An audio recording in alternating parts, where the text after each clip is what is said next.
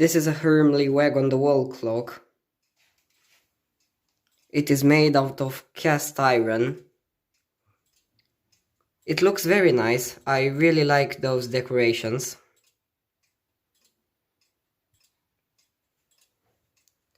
The chapter ring is going a little rusty, or I think that's how the design is.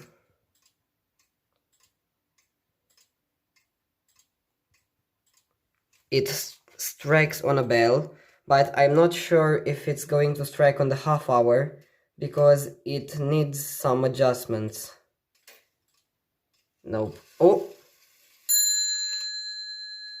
Well, it actually did. Sometimes it doesn't strike on the half hour, because the striking train is sticking, I think. I don't know why.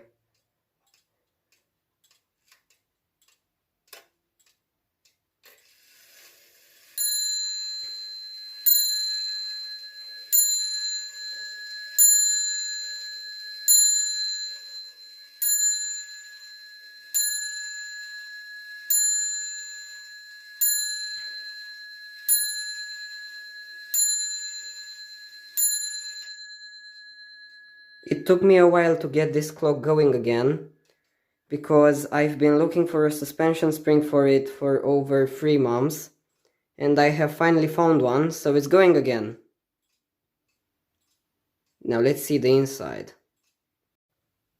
Here's the movement. This particular clock was made in 1974, as you can see in there above the FHS logo. It has a 261-081A movement. I have never heard of this serial number before. And this is the pendulum length. It has a semi-skeletonized front plate. And here are the plastic motion works and plastic snail. But I think it was common in the 1970s to see a Hermle clock with plastic motion works.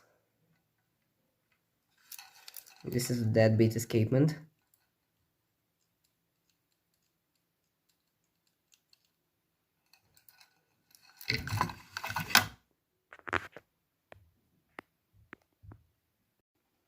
This is not where the clock will stay. I brought it in my room to show it to you.